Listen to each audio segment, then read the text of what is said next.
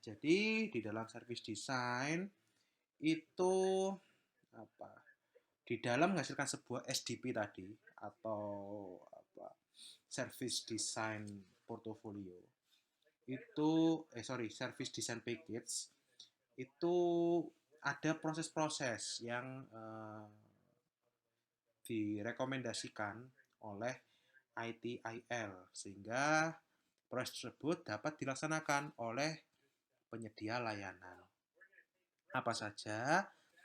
Ada service catalog management, lalu ada service level management, lalu ada availability management, capacity management, supplier management, information security management, dan juga service continuity management. Proses yang pertama adalah service catalog management. Jadi dalam service catalog management ini adalah proses untuk memastikan sebuah dokumen katalog layanan atau service catalog tadi itu diproduksi dan diperbarui selalu, jadi terus up to date. Di dalamnya berisikan informasi-informasi terkini dan akurat tentang semua layanan TI yang sedang beroperasi ataupun yang sedang dipersiapkan untuk segera beroperasi. Nah, jadi bisa dikatakan bahwa service catalog management ini berkaitan erat dengan layanan yang siap untuk digunakan. Nah, yang apa? Dari tujuannya, service catalog management itu bertujuan tadi dikatakan untuk membuat dan juga mengelola service catalog agar service catalog tadi itu terus berisikan informasi yang update kayak gitu, dan nantinya ini akan bermanfaat bagi penyedia layanan ketika mereka melakukan yang namanya continual service improvement dari sebuah layanan yang mereka miliki. Nah, service catalog management sendiri itu adalah proses untuk memastikan dokumen service catalog itu diproduksi dan diupdate. Nah, dan juga nantinya siap untuk dioperasikan, dan di dalamnya itu nanti berisikan segala informasi tentang detail layanan, status saat ini, dan juga ketergantungan atau hubungan dari satu layanan dengan layanan yang lain. Dan itu semua digambarkan melalui yang namanya service catalog. Nah, jadi apa itu service catalog? Service catalog itu adalah sebuah basis data atau dokumen yang terstruktur, yang mudah dimengerti dan berisi semua layanan TI yang sedang beroperasi saat ini dan yang sudah disiapkan atau siap untuk dideploy atau diimplementasikan. Dan service catalog itu merupakan satu-satunya bagian dari service portfolio yang dapat diterbitkan untuk bisa diakses oleh pelanggan. Nantinya dengan bisa diakses oleh pelanggan, ini akan mendukung proses penjualan dan juga proses penyampaian layanan TI kayak gitu.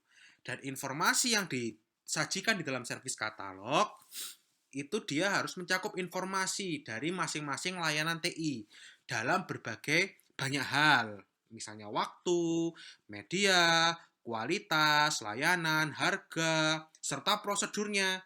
Nah, sebagai contoh juga, service katalog itu adalah menu, kartu menu di dalam hotel kayak gitu.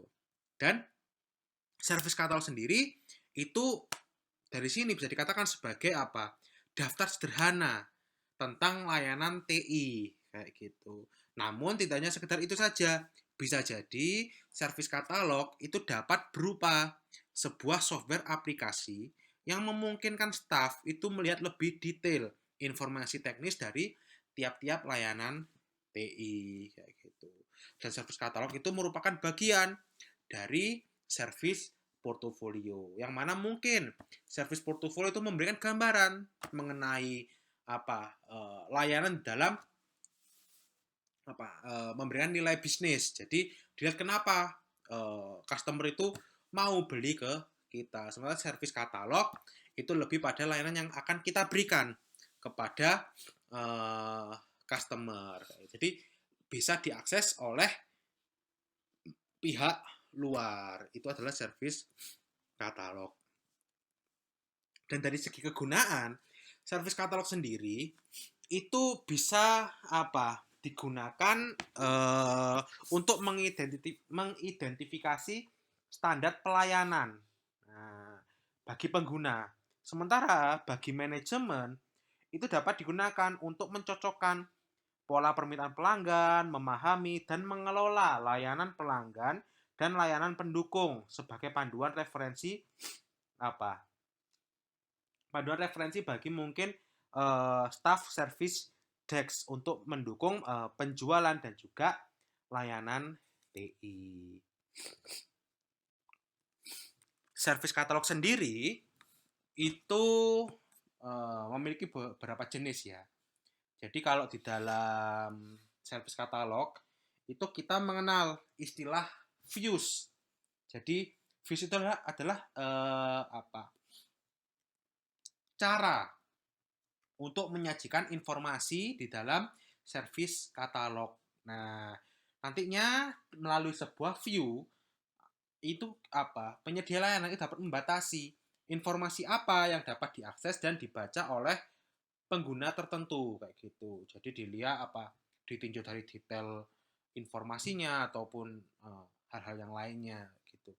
Dan service katalog itu ada 2 jenis. Ada business service katalog dan juga technical service katalog. Nah, untuk business service katalog SC ini atau service katalog itu yang ini itu diperlihatkan oleh penyedia layanan kepada pelanggan. Jadi dalamnya itu berisikan detail informasi semua layanan TI yang dapat diakses oleh pelanggan atau kita kenal dengan istilah customer facing services.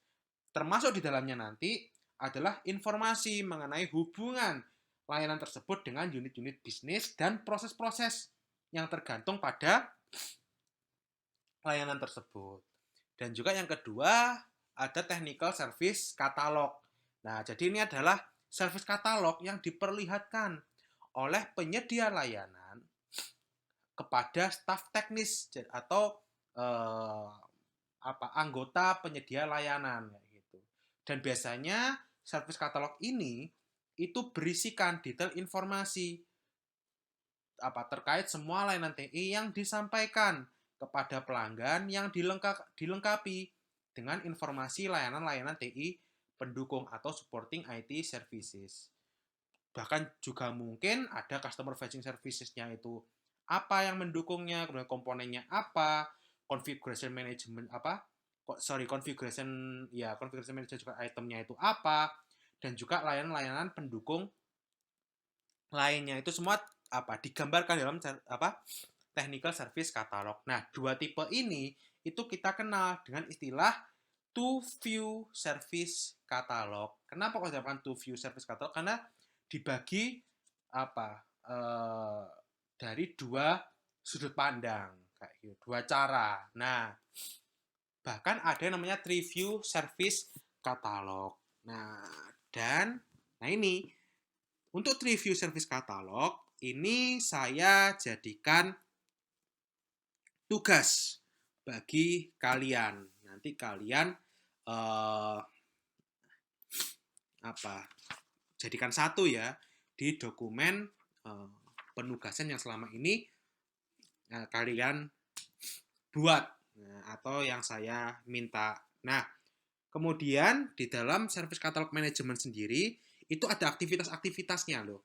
Nah, apa saja? Aktivitas yang pertama di dalam service katalog manajemen adalah menyetujui dan mendokumentasikan definisi dari setiap layanan. Nah, itu aktivitas yang pertama. Aktivitas yang kedua itu adalah memproduksi dan memelihara service katalog dan juga detail kontennya. Dan itu nanti berguna untuk memastikan konsistensi dari si service katalog dengan service portofolio yang ada. Dan yang ketiga adalah menghubungkan semua unit bisnis dan fungsi-fungsi IT yang terkait tadi ke dalam penyediaan informasi ke dalam service katalog. Atau nantinya itu akan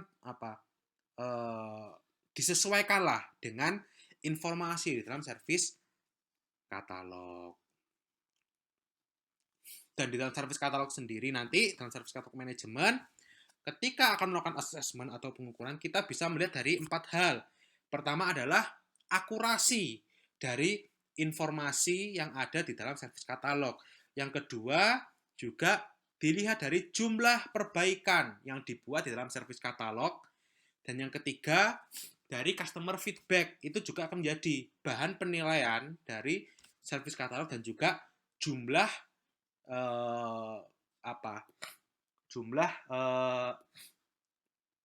layanan yang diajukan yang berhasil disetujui dan ditolak itu berapa. Itu nanti juga menjadi tolak ukur dari service katalog.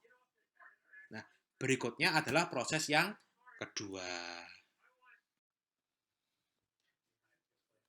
Service level management. Jadi, service level management ini adalah proses untuk memastikan layanan TI yang sedang berjalan saat ini dan yang telah disetujui itu dibangun dan sesuai atau memenuhi target layanan yang telah disepakati. Nah, di dalam service level management itu dilaksanakan secara terus-menerus dengan melakukan beberapa aktivitas. Pertama adalah mendefinisikan, melakukan negosiasi, menyetujui, dan mendokumentasi tingkat layanan yang disepakati. Kemudian juga perlu untuk memonitor, membuat laporan, dan mengevaluasi pencapaian dari tingkat layanan, serta memperbaiki dan meningkatkan tingkat layanan TI. Nah, jadi dalam service level management sendiri, sebagai contoh misalnya, kalian pesen tuh sebuah pizza. Nah, toko pizza itu menetapkan dan memenuhi jaminan layanan pizza delivery diantar ke rumah ya kurang dari 30 menit. Nah, kontrak ini itu dikenal dengan yang namanya SLA atau Service Level Agreement. Nah, untuk dapat memenuhi SLA tadi, maka kan perusahaan pizza itu harus membuat kontrak atau membangun semacam standar kerja. Misalnya dalam waktu 5 menit itu memasak, kemudian 5 menit itu mengantar, kemudian mungkin melakukan packing dan sebagainya. Nah, itu untuk memenuhi jangka waktu 30 menit tadi. Nah, itulah yang disebut dengan Operation Level Agreement atau OLA. Nah, jadi intinya di dalam Service Level Agreement ini itu adalah di dalam Service Level Management ini adalah untuk memastikan harapan pelanggan dapat dipenuhi sesuai dengan kesanggupan penyedia layanan TI. Nah, dalam pelaksanaannya, penyedia itu perlu untuk mempekerjakan staf atau unit organisasi sebagai nantinya bagian komunikasi rutin antara si penyedia layanan dan juga si pelanggan. Nah, dalam hal ini mungkin dalam tingkat layanan ataupun dalam tingkat tanggung jawabnya sebagai staff service desk kayak gitu. Dan nantinya di dalam service level management ini akan menghasilkan beberapa dokumen yang menjelaskan persetujuan tentang layanan baik dengan pelanggan, staff, dan unit pendukung maupun nanti supplier atau pemasok gitu. Nah, apa saja jenis kesepakatan di dalam service level management? Di dalam service level management itu ada 4 kesepakatan yang penting, yakni SLR atau Service Level Requirement, Service Level Agreement atau SLA, Operation Level Management Agreement atau OLA, dan juga UC, Underpinning Contract di situ. SLR itu adalah pernyataan kebutuhan atau permintaan pelanggan tentang layanan TI yang harus dipenuhi oleh si penyedia layanan. Nah, dan itu semua didokumentasikan sebelum SLA disetujui. Dan di sini terjadi yang namanya negosiasi awal antara pelanggan dan penyedia layanan. Kemudian ada SLA atau Service Level Agreement. Di sini adalah kesepakatan tertulis antara penyedia layanan TI dan pelanggan, di mana pelanggannya adalah pelanggan eksternal tentu saja. Dan SLA itu berisikan informasi tentang layanan TI, dokumentasi target tingkat layanan, dan tanggung jawab masing-masing antara penyedia layanan TI dan pelanggan. Nah, di sini nanti ada target standar layanan yang biasanya dinyatakan secara kuantitatif dalam angka atau prosentase. Nah, SLA nanti juga merupakan jaminan bahwa layanan yang kita berikan itu harus sesuai dengan yang tertulis di perjanjian atau SLA ini. Biasanya SLA ini itu dibuat pada transaksi layanan business to business atau B2B, sedangkan kalau pada B2C itu umumnya nanti penyedia layanan itu menyajikan sebuah janji kerja terbaik, jadi memberikan best effort lah kepada si pelanggan kayak gitu. Dan SLA itu dibuat hanya untuk layanan-layanan TI yang ada di service katalog. Jadi untuk layanan yang tidak masuk di service katalog ya nggak ada tuh SLA-nya. Lalu ada OLE atau Operational Level Agreement.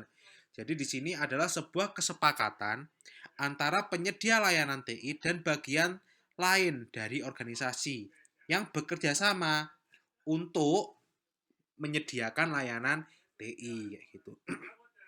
Misalnya ada kontrak kesepakatan kinerja antar departemen internal. Nah, misalnya dari bagian service desk, divisi jaringan, divisi hardware, divisi aplikasi. Nah, itu semua mereka bekerja secara bersama-sama dan berkomitmen untuk melakukan mungkin kalau misalnya ada gangguan maka memulihkan layanan tersebut dalam waktu mungkin 1 kali 24 jam misal seperti itu.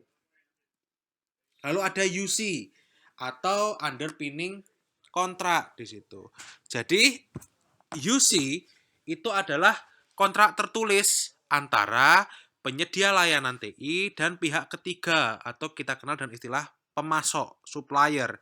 Jadi supplier ini itu adalah pihak ketiga yang menyediakan layanan TI kepada pelanggan.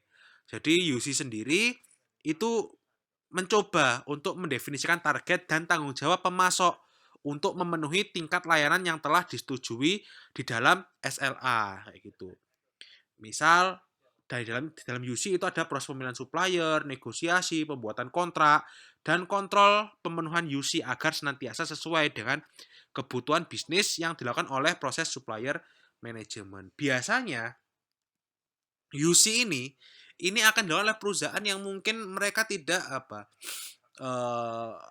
yang mungkin kayak pihak outsourcing atau bagian-bagian yang penyedia layanan itu tidak ahli di dalamnya.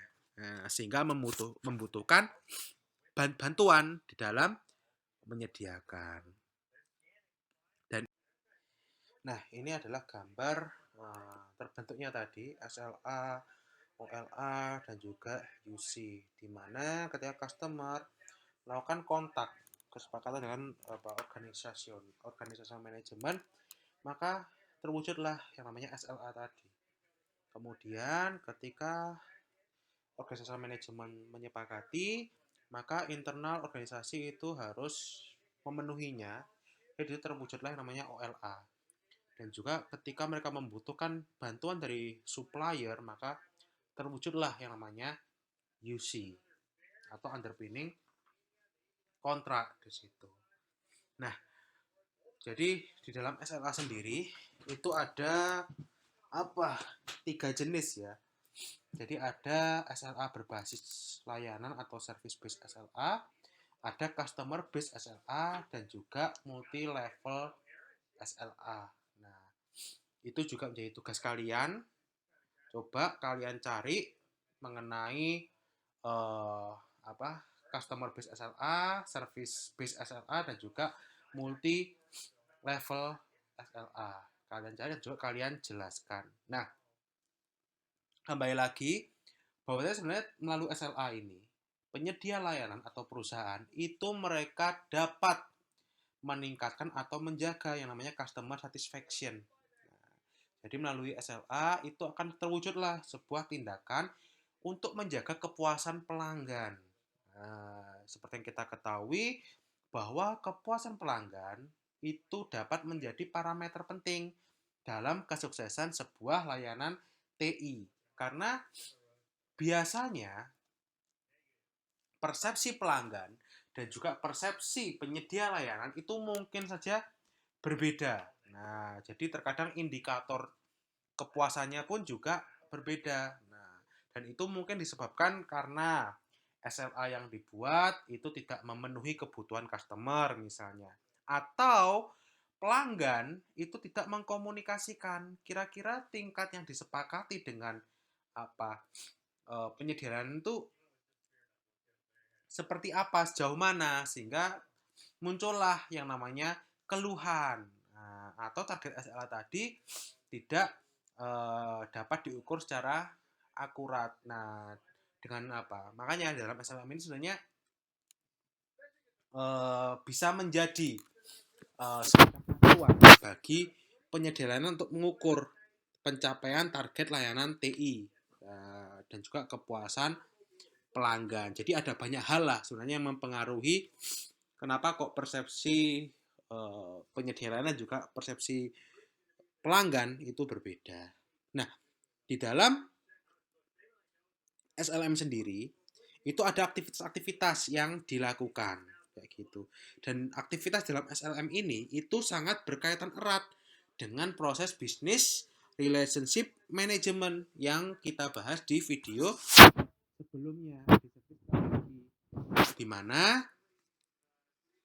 perlu adanya proses membangun dan menjaga hubungan antara penyedia layanan TI dengan pelanggan yang umumnya digunakan oleh staff account manager ataupun staff service desk atau staff-staff lainnya yang berkaitan dengan layanan. Nah, jadi apa saja aktivitasnya? Yang pertama adalah mengidentifikasi, menegosiasikan, menyetujui, dan mendokumentasikan segala kebutuhan pelanggan dan target kualitas layanan TI. Dan itu semua dilakukan untuk menyusun atau membuat layanan yang baru atau misalnya kalau udah ada layanan apa yang perlu untuk dirubah. Ketika itu dilakukan, maka tersusunlah yang namanya SLR atau Service Level Requirement tadi.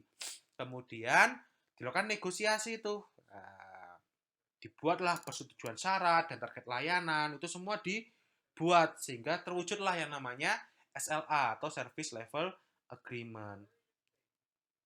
Kemudian merumuskan dan mengelola OLA. Nah, ini semua dilakukan untuk memastikan target SLA itu tercapai dan didukung oleh standar kerja di dalam internal penyedia layanan dan mengevaluasi serta mengontrol atau memonitor semua kontrak kerjasama dengan supplier, dan ini sangat berguna untuk membantu perusahaan sebagai penyedia layanan di dalam memastikan bahwa supplier tadi itu memang memenuhi target dari pencapaian SLA yang sudah ditetapkan. Kemudian yang kelima, di dalam SLM ini perlu secara proaktif ya mencegah ataupun menganalisis segala kemungkinan-kemungkinan yang berkaitan dengan kegagalan dari sebuah layanan, resiko dari sebuah layanan, dan juga bagaimana how to improve the service quality kayak gitu. Jadi bagaimana meningkatkan kualitas layanan TI itu juga merupakan aktivitas dalam SLM. Kemudian memonitor dan membuat laporan terkait pencapaian SLA kayak gitu. Jadi bisa dibuat metriknya atau indikator-indikator pencapaiannya bagaimana. Dan biasanya untuk eh, melihat ataupun mengevaluasi ketercapaian atau kegagalan dari SLA itu kita bisa menggunakan SLAM chart atau Service Level Agreement Monitoring Chart. Nah, itu bisa kalian manfaatkan. Lalu yang ketujuh bisa dilakukan revisi SLA ataupun evaluasi SLA secara periodik. Nah, apabila itu diperlukan. Kemudian mengidentifikasi peluang peningkatan layanan TI berdasarkan CSI yang masuk. Dan yang kesembilan, kalau misalnya ada CSI, maka bisa dilakukan kajian dan juga melakukan prioritasasi terkait peningkatan CSI tadi. Dan yang ke-10 itu mulai melakukan perencanaan service improvement bagaimana caranya. Nah, itu semua dilakukan di SLM kayak gitu. Dan di dalam melakukan pengukuran SLM itu ada beberapa indikator yang seringkali digunakan ya. Mungkin dari cara bagaimana realisasi di lapangan dengan SLA yang disepakati itu dibandingkan. Kemudian cek juga kalau misalnya ada kegagalan dalam SLA ataupun perubahan dalam SLA, bagaimana nanti dampaknya terhadap perencanaan improvement tadi kayak gitu. Ataupun jumlah keluhan yang masuk atau dilihat dari tingkat kepuasan dari si pengguna layanan kayak gitu. Itu semua bisa menjadi acuan untuk mengevaluasi daripada SLM kayak gitu. Nah, berikutnya kita akan membahas proses yang ketiga sekaligus yang terakhir di video kali ini, yakni supplier management.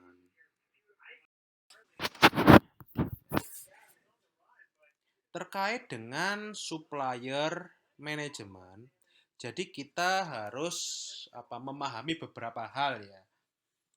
Yang pertama adalah supplier itu adalah pihak ketiga selain penyedia layanan dan juga pelanggan, yang mana mereka bertanggung jawab untuk mensuplai barang atau jasa yang dibutuhkan oleh si penyedia layanan dalam membuat dan menyampaikan layanan TI. Misalnya contoh dari supplier itu adalah vendor hardware, vendor software ataupun penyedia jaringan internet misalnya, dan juga perusahaan-perusahaan outsourcing kayak gitu. Nah, kenapa kok perlu menggunakan supplier? Jadi alasan menggunakan supplier itu dikarenakan ada banyak hal, biaya, fleksibilitas, resiko, dan skill. Dari segi biaya, dengan menggunakan supplier, maka kita sebagai perusahaan ataupun penyedia layanan bisa menghemat biaya yang kita keluarkan. Jadi nggak perlu tidak hanya dari segi uang ya, tapi juga dari segi usaha untuk mendapatkan bahan kayak gitu. Jadi kita nggak, misalnya untuk staff TI itu misalnya dengan supplier kalau pakai outsourcing kita nggak perlu lagi menyekolahkan, melakukan pelatihan. Nah, itu kan biaya yang biaya dan waktu pun juga akan lebih hemat kan seperti itu. Lalu dari segi fleksibilitas. Jadi di sini jika di perusahaan kita ingin melakukan perubahan, maka dengan supplier itu kita akan lebih mudah. Nah, karena kita hanya perlu mengubah supplier saja. Jadi kita sesuaikan dengan kebutuhannya. Nah, jadi kita nggak perlu itu repot-repot melakukan identifikasi, cari-cari barangnya, itu bisa kita cut lah di situ. Lalu dari segi resiko, kita nggak perlu kalau ada resiko yang muncul, kita nggak perlu lagi pusing dengan resiko tersebut. Karena apa? Resiko yang terjadi itu semua adalah tanggung jawab dari supplier kayak gitu. Misalnya kita menyewa sebuah database induk misalnya. Nah, kalau terjadi apa-apa ya yang tahu jawab ya itu si penyedia database induk itu. Tapi kita nggak perlu lagi pusing-pusing kayak gitu. Kita cuma menyampaikan kok ini seperti ini, maka mereka ya akan bekerja secara maksimal kayak gitu. Kemudian dari skill. Jadi kita nggak perlu memiliki skill khusus untuk memproduksi bahan yang kita butuhkan. Jadi kita benar-benar bisa fokus pada layanan bisnis yang kita inginkan kayak gitu. Dan supplier management itu apa? Supplier management itu adalah kumpulan aktivitas untuk mengelola hubungan baik dengan supplier. Kemudian memastikan semua kontrak yang kita kenal dengan istilah UC, underpinning kontrak tadi, untuk memenuhi kebutuhan bisnis organisasi, juga memastikan semua supplier itu memenuhi komitmen kontrak yang telah disepakati, lalu mereview kontrak yang telah disepakati, dan juga menjaga hubungan dengan supplier. Di dalam supplier management pun ada aktivitas-aktivitas yang dilakukan. Pertama, membuat aturan tentang supplier di dalam mendukung layanan TI kayak gitu. Lalu mengidentifikasi kebutuhan dan keberadaan supplier baru dan kebutuhan yang membuat kontrak baru. Kemudian yang ketiga, membuat kontrak dan kerjasama dengan supplier baru dan mengkategorikan supplier serta mengupdate yang namanya SCMIS atau Supplier Contract Management Information System. Yang mana dalam SCMIS ini itu akan berisikan informasi tentang tanggal mulai dan berakhir serta isi dari kontrak dengan supplier. Lalu yang kelima, menjaga hubungan dengan semua supplier, misalnya mungkin melakukan telepon rutin, membuat supplier gathering, lalu pengiriman kartu, ataupun ya banyaklah semua hal yang dilakukan untuk menjaga hubungan dengan supplier. Kemudian mungkin memantau dan mengelola kinerja dari supplier. Ini juga aktivitas yang dilakukan dalam supplier management. Kemudian mengevaluasi perjanjian dengan supplier serta mengevaluasi kerjasama akan berlanjut atau tidak gitu. Nah, di dalam supplier management ini juga penting bagi penyedia layanan ataupun perusahaan untuk melakukan yang namanya kategorisasi supplier pendukung layanan TI. Nah, itu semua diperlukan. Kenapa? Karena tidak semua supplier itu akan menuntut perhatian dan intensitas komunikasi yang sama kayak gitu.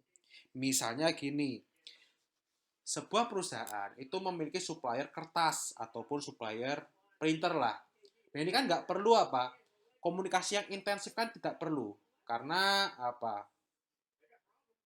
kita sebagai penyedia layanan itu punya banyak pilihan. Nah, nantinya bisa dicek siapa nih supplier yang mungkin menawarkan barang yang paling murah ya seperti itu. Tapi akan berbeda jika mereka adalah supplier di bagian layanan TI berkaitan langsung. Misalnya kayak mereka yang mensuplai server atau jaringan komputer. Nah, ini kan perlu adanya komunikasi yang intensif kayak gitu. Nah, sehingga